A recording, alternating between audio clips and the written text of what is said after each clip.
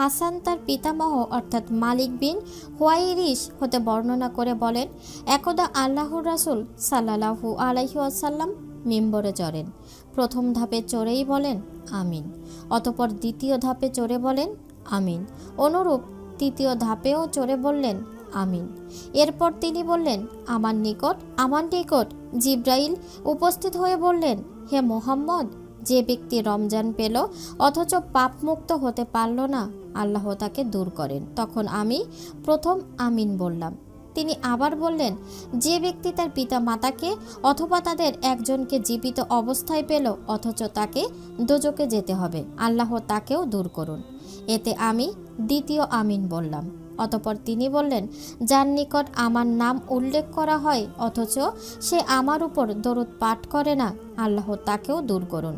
এতে আমি তৃতীয় আমিন বললাম। ইবনে হিব্বান, হাদিস নম্বর 907।